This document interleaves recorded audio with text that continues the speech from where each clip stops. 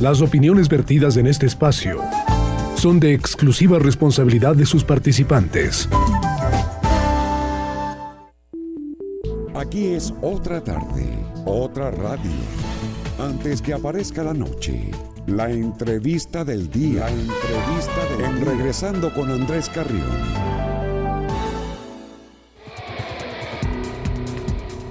Pues sí, el tema político es un tema central este instante, más aún cuando estamos en una semana de inscripción de candidatos.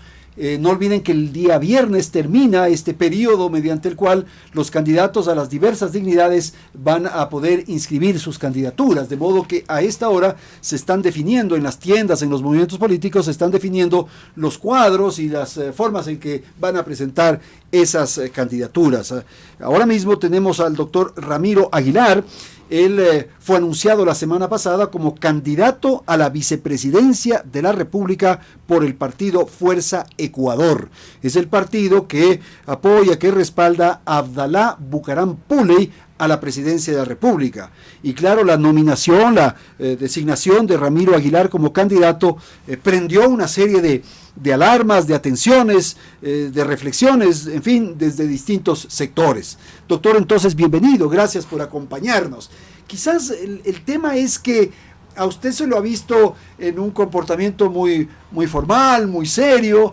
Usted es un intelectual, usted hace poesía, tiene una sólida cultura, es bien formadito, ¿no es cierto? Bien formalito. Y de pronto, en esto... Hincha del liga. Caucho a morir. Hincha del liga. Eso dice todo. De la muerte misma. Pero ¿cómo entender eso? ¿Cómo explicarle al país? A ver, buenas tardes primero a Andrés. Gracias. Esta es una cosa que se venía conversando desde hace más de un mes. Llegamos con Dalo Bucaram a una convergencia sobre 4 puntos fundamentales que son los que deberían encauzar el nuevo gobierno, que son básicamente la lucha frontal contra la corrupción, la reducción del gasto público, la auditoría y renegociación de la deuda externa ecuatoriana para regresar, devolver el equilibrio económico a los contratos, y finalmente una reinstitucionalización del Ecuador, es decir, tratar de regresar a una institucionalidad donde haya independencia de poderes, donde no haya un hiperpresidencialismo, donde tengamos una democracia real y una república con estructuras políticas más sólidas. En ese escenario, claro, Dalo Bucaram, un político joven, se puede comunicar muy fácilmente, tiene esa habilidad de comunicarse con contenido, además, con la base de la pirámide de votantes. Es decir, si tú revisas sí, claro, la pirámide de votantes, la mayor cantidad de votantes son jóvenes entre los 16 y los 35 años. Sí, señalan que es como el 60%. Sí, ¿no? sí, es muy claro. Entonces hemos llegado a establecer un equilibrio en el binomio, donde Dalo Bucaram entiende, se identifica, se comunica muy bien con los jóvenes, sabe su problemática, les escucha, tiene claro cuáles son los requerimientos de esa generación, y yo aporto con la experiencia, con la objetividad, yo aporto con la visión de la problemática que hemos tenido estos 3 años, donde se han apabullado a jubilados, a profesores, a periodistas, a militares, a policías, y hemos llegado a tener un binomio equilibrado, que además equilibra estas dos formas de entender la vida, ¿no? Es lo que tú dices del un poco el encorsetamiento el encorsetamiento de la política conceptual, llamémoslo claro, así, y esta explosión de energía que es la política de los jóvenes, la nueva política. La política de la calle, digamos, del caminar. Ahora, usted en el transcurso de la tarea parlamentaria hizo relación con Dalo. Dalo estuvo en un primer momento. Sí, claro, no, tuvimos siempre una relación muy respetuosa, muy cordial. No te podría decir que hicimos una amistad estrecha, porque Dalo Bucaram, acosado en la asamblea, tuvo que renunciar. Sí, claro. Y sin embargo tuvimos una relación de mutuo respeto. Yo personalmente respeto a Dalo Bucaram, respeto mucho, me parece a mí un joven muy bien formado, y Y él, desde luego, respeta y considera el papel que desempeñé en la Asamblea y, desde luego, mi propia hoja de vida, ¿no? Y es justo que ustedes, este binomio, tenga que cargar con los juicios, con los cuestionamientos a la administración y a la forma de hacer política de los Bucaram.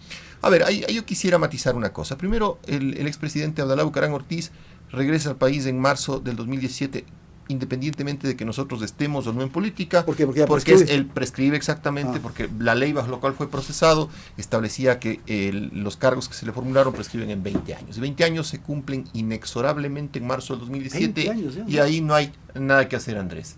No hay nada que hacer ni para que ocurra, ni para que no ocurra, porque es el paso inexorable del tiempo, deshojar el calendario, ¿ya? Entonces ese es un tema que es un tema ya absolutamente legal. El otro asunto es la apreciación del gobierno de Bucaram. La apreciación del gobierno de Bucaram, en este punto yo tendría la siguiente reflexión. El expresidente Abdalá Bucaram es parte de la historia del Ecuador, fue electo presidente por los ecuatorianos democráticamente, gobernó en el último cuarto del siglo pasado. Claro. Ya es parte de la historia, sus aciertos y desaciertos deben evaluarlos los historiadores. Es tan irrisorio volver al tema de la gestión gubernamental de Bucaram, tomando en cuenta que el Ecuador está en una crisis como la que está y que hay que pensar en las soluciones, como que en 1926, por ejemplo, cuando hubo esa crisis monetaria en el Ecuador, previo a la Revolución Juliana, los ecuatorianos hubieran estado discutiendo qué pasó con José María Plácido y Camaño en el último cuarto del siglo XIX. Entonces, esa es un poco la visión que el Ecuador, que este Ecuador, donde el 60% de los votantes son jóvenes que la historia la repasan en los libros en el colegio, pero lo que quieren es soluciones específicas a su futuro. Y el futuro no se encuentra en los libros de historia. Haciendo abstracción. Estos jóvenes hacen abstracción de quién es el padre, de quién es el tío, de quién hizo la gestión. Y además es correcto, porque la hoja de vida de Abdalá Bucaram Pule y de Dalo Bucaram es una hoja de vida limpia. Por cierto, y él no puede ser responsable del padre, porque si comenzamos a establecer responsabilidades de los padres, muchos no estarían en las tareas actuales. O al revés, si te haces cargo de las responsabilidades de los hijos. De los hijos igual. Claro, cada quien responde sus actos, ¿no? Bueno, ahora quisiera una opinión respecto a un hecho que está ocurriendo en estos precisos instantes, y es que la candidatura de Lenín Moreno y Jorge Glass ha postergado la inscripción para el miércoles. Estaba programado para hoy al mediodía, se había convocado una gran cantidad de gentes, ya empezaban ciertos buses a pararse en las inmediaciones, en las vías paralelas o periféricas de la ciudad, y se suspendió esto. Y esto ha prendido las alarmas, las atenciones. A ver, como una apreciación objetiva, yo te diría que es más esa naturaleza de crear teorías de la conspiración en las redes sociales. Yo creo que el problema gira en torno más bien a la composición de la lista nacional de asambleístas de país, en donde están tratando de ubicar en los puestos que podrían ser elegidos a sus cuadros políticos. Dudo mucho, en realidad, que el gobierno pueda prescindir de su candidato a la vicepresidencia, sobre todo con los graves cuestionamientos que ha tenido su gestión en estos días. Alguien en la mañana me decía, defina con una palabra a un personaje, y me mencionaron a Jorge Glass, y lo que primero que se me vino a la cabeza es investigable. Él ni siquiera me sonó como candidato, me sonó como investigable. Y en el momento en el que país decida descolgarle de la papeleta presidencial, si así ocurre, el siguiente paso sería que la Fiscalía entre en un proceso muy agresivo de procesamiento y de investigación, lo cual sería saludable para el país, pero dudo mucho que en esa naturaleza de cobijamiento que tiene el gobierno respecto de sus funcionarios y sus cuestionamientos estén dispuestos a hacerlo. Puede ser que me equivoque, puede ser que efectivamente el señor Glass termine en otro lado, en otras circunstancias, pero si me pides una visión objetiva, te diría, yo creo que es más de especulación de la gente que lo que realmente ocurre. Y justamente Dalo Bucaram ha emplazado y ha dicho que Jorge Glass inscriba su candidatura, lo desafía, lo plantea como una opción, ¿no es cierto? Sí, claro, porque Dalo tiene los papeles, tiene los documentos que remitió la Procuraduría General de Panamá a la Fiscalía del Ecuador, que es una información absolutamente generosa, más allá de la que el propio fiscal general del Ecuador se esperaba. Y en ese orden de cosas, pues el presentar esa documentación puede ser utilizado como el gobierno, bajo la excusa de, es que lo que quieren tienen miedo a que Glass se candidatice y tienen miedo a que gane y entonces... No, señora, venga. Vamos a la arena todos. Exactamente, vamos aquí todos a la pista. Pero señor, una vez que usted esté en la pista, se somete. Vamos a saber quién es quién en esta historia. Y Dalo tiene una información muy importante. Tiene la información que remitió Panamá. Él visitó el periódico La Estrella de Panamá. La Estrella de Panamá, se entrevistó con el director, tengo entendido, correcto. Y él le dio esta información. Así es, absolutamente. Que compromete al vicepresidente. Es una información que el vicepresidente tiene que sentarse a explicar. A explicar despacito, clarito, con buena letra, con voz firme, sin que le tiemble el pulso. Y por si acaso, con un colchoncito, una cobija y un reverbero. Doctor, esto de las platas y de los escándalos y de la corrupción, justamente en la línea de lo que usted dijo hace un momento, de banalizar los hechos a través de las redes sociales. Fíjese que en el caso de Abdalá Bucaram se lo acusaba, nunca se pudo confirmar, que uno de los hijos estaba implicado en una sacada de dinero en un costal, en un saco de estos. Pero fíjese lo que hemos visto con el exgerente de Petroecuador, con Calvo Piña, y ya no nos asusta, ya no nos sorprende.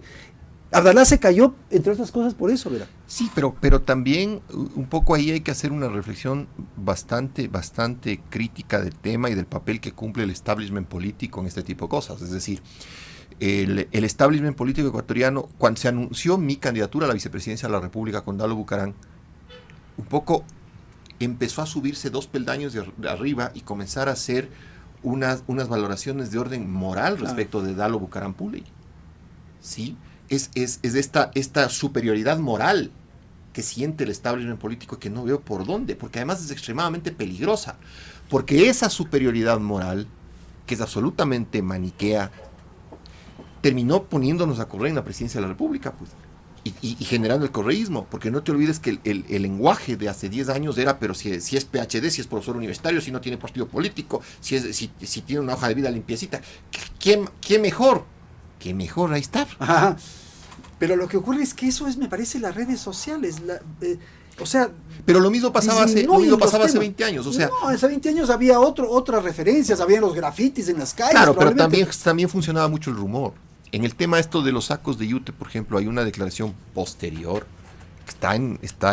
puedes verla en YouTube, del general Paco Moncayo, que en aquella época era jefe del Comando Conjunto de Fuerzas Armadas, donde él dice, a mí personalmente no me consta que hayan habido sacos de yute saliendo del Banco Central, y si no le creo a Paco Moncayo, que era en esa época jefe del Comando Conjunto, ¿y a quién le creo? ¿Sí? Entonces funcionaba mucho el rumor. El rumor es, en política y en negocios y en la vida, es una cosa extremadamente peligrosa, porque nadie se hace responsable del rumor. Es un poco lo que está pasando ahora con la candidatura del país, ¿no? Se rumoraba mucho en la mañana que Glass salía de la fórmula, que entraban otras personas, pero no había ninguna base cierta, es decir, era especulación pura. Y eso es increíble, porque es una bola, ¿no? Y va creciendo, y cada uno... Ya hay unos que ya lo vieron entrar al que sea, y con la cédula para... Claro, y la foto de carnet, hermano, claro, que es la que te ponen en la papeleta. Es increíble. Entonces, yo creo que en política en el Ecuador hay que tomar las cosas con más objetividad y más responsabilidad. Y es a lo que me he comprometido yo, y a lo que se ha comprometido Dalo Bucaram en este binomio equilibrado, ponderado, a decirle al país la verdad. Somos una opción electoral, Andrés. Finalmente el pueblo ecuatoriano decidirá por quién vota. No tengo por qué ni recomendarle ni no recomendarle. Yo estoy planteando, igual que Dalo, una forma de hacer política, y será el pueblo el que elija. Pero esa forma de hacer política tiene que incluso sobre el tema del análisis, plantear la cosa sobre hechos ciertos, sí, claro, concretos, porque si es que estamos creando incluso teorías sobre el rumor, ya nos vamos a volver locos, pues. Nos vamos a volver locos. Nos vamos a volver locos. Sí. Yo cuando veía estas imágenes del allanamiento de la casa del ex gerente de Petroecuador, me sorprendía la cantidad de cosas que hay alrededor de eso. Sí, y las especulaciones, o sea, hay un blindado que se asalta en Guayaquil 1 o 2 días antes. Le hacen el allanamiento a la casa de Calvo Piña, del gerente de Petroecuador, y encuentran los billetes todavía en sobres Manila puestos en el velador de la cama y regados como naipes, y en el techo. Entonces uno dice, a ver, no me entra en la cabeza, y eso lo he dicho yo en la mañana, Andrés, no me entra en la cabeza que alguien tenga 300, 400, 500 mil dólares en la casa regados como periódicos viejos, pues. No puede ser, no se entiende. Porque además él ha dejado de ser presidente, gerente de Petroecuador hace año y medio. O sea, ya los billetes hasta apolillados. Pero aparte de eso, Andrés, si hay temblor, sales de la casa corriendo, si tienes 2 billetes regados ahí se han de volar. Si se incendia la casa, pierdes 2 billetes.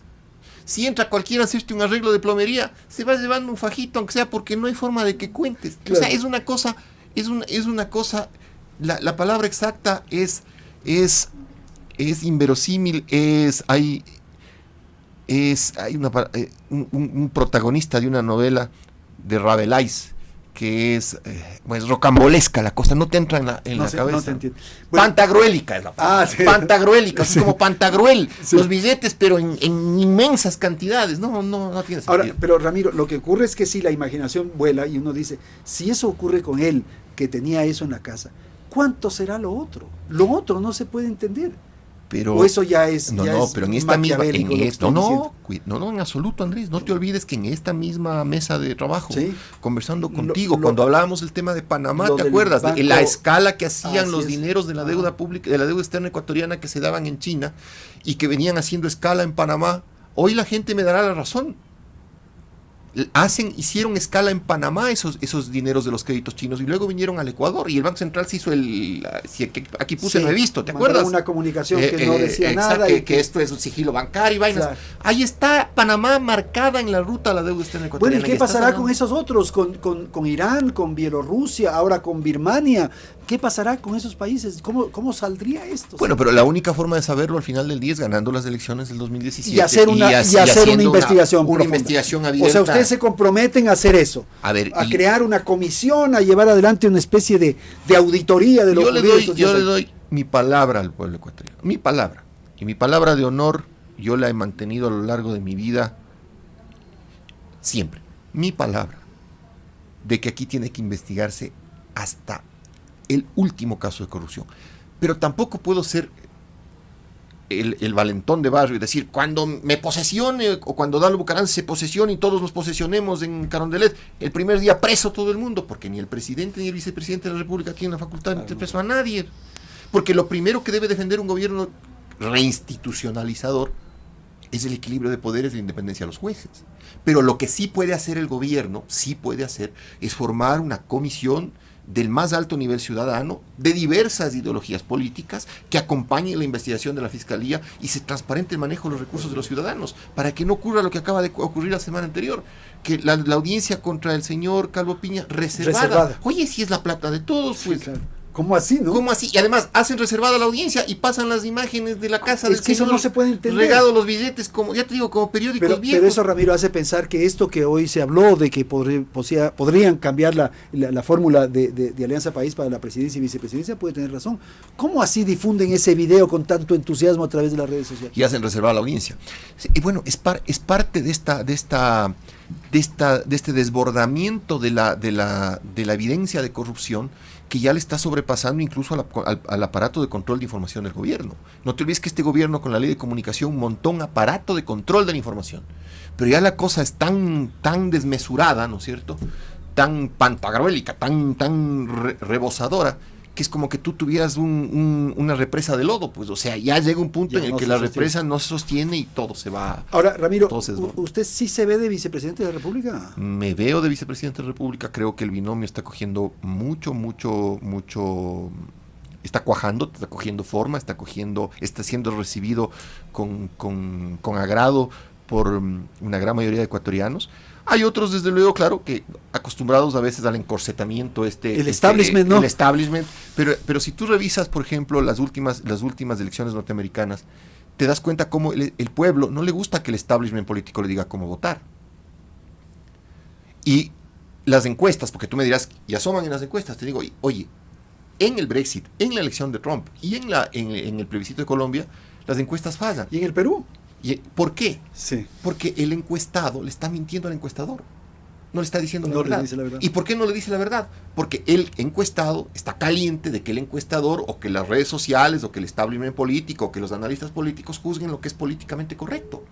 Ahora, a mí me parece bonito esto que estamos conversando en el sentido de que este binomio que se ha constituido, Bucaram-Aguilar, va a enfrentar al establishment, es contra lo constituido, contra lo establecido. Claro, por supuesto, porque además del establishment político se ha autoinvestido en el Ecuador de dos cosas, de esta superioridad moral, que es peligrosa, y se ha autoinvestido de la facultad de tachar, de vetar o de aceptar los que están bien y los que están mal, los que pueden ser y los que no pueden ser. Estos no pueden entrar, estos son desclasados, saquémoslos de aquí. Y te digo una cosa además ya en el ámbito de la más absoluta verdad. Quienes pensaban que yo era el hijo mimado del establishment político, porque a veces ando medio encorsetado, se equivocaron. Yo soy uno más entre la gente, yo soy un ciudadano más y así me siento cómodo, y me siento muy cómodo con Dalo Bucaram en la fórmula presidencial, y me siento muy cómodo con los militantes de Fuerza Ecuador, porque soy uno más entre la gente. Así crecí, así me educaron y así voy a morir. Para hacer las bromas, para hacer las cosas que es la convivencia, digamos. Uno más, porque además no es que uno se encorseta y habla de Kant cuando habla con los amigos, pues, ¿no es cierto? No, pues. O sea, uno es una persona normal, común y corriente. Fuera de que los hinchas de liga somos tipos de buen humor. Éramos al menos hasta que pasó. Nos vino la debacle. Vamos a terminar, Ramiro. Ya que usted se ve como vicepresidente de la República y ya se ve como gobernante, el momento en que haya que tomar medidas, no olvide que las circunstancias económicas son muy complejas, casi ustedes reciben un país en bancarrota. En ese momento usted tendrá que tomar, y el gobierno tendrá que tomar medidas de ajuste que resultan impopulares, difíciles, y comenzarán las bullas en las calles y manifestaciones y protestas y a tirar piedras y tal y cual. ¿Qué va a pasar en ese momento? Esa es la consigna de Dalo y la mía, evitar que eso ocurra mediante tres cosas. La primera, gobernar a través de un gran acuerdo nacional, es decir, cualquier persona que gobierne el Ecuador tiene que replantearse la democracia como ha sido la democracia en cualquier país civilizado del mundo, con diferencias, con divergencias, pero tienes que sentarte a llegar a acordar cosas, una agenda mínima nacional. Segundo, las medidas que tienes que tomar tienen que ser tratando de proteger a los más débiles. Los más débiles, los más pobres de este país no tienen por qué pagar los platos rotos de esta borrachera correísta en el boom petrolero. Y la tercera cosa que tienes que hacer es hacerlo con honestidad. O sea, tu vida tiene que ser el testimonio del ejemplo del sacrificio cuando tú le estás pidiendo al pueblo que también haga un sacrificio. Pero si tu vida es de magnate, no le puedes pedir al pueblo que se sacrifique, porque el pueblo entiende que tu vida de magnate es con la vida que le está faltando, con el dinero que le está faltando al pueblo. Y eso ni Dalo Bucaram ni Ramiro Aguilar lo van a permitir. Listo, señor. Muchísimas gracias. Te agradezco. Suerte, felicidades, ¿verdad, Ramiro? Y vamos a tener la oportunidad en el transcurso de la campaña de reunirnos nuevamente. Incluso el espacio que tengo ahora en el canal podríamos provocar un debate en algún momento, ¿no? Perfecto, me tienes a las órdenes. Un debate con el que sea, porque supongo que usted no tiene... Yo no tengo ningún problema en debatir con nadie. Es más, a mí puedes decirme profesor y no puedo golpear la mesa. Me enoja. Ramiro Aguilar, candidato a la vicepresidencia de la República por el partido Fuerza Ecuador. En un instante retornamos.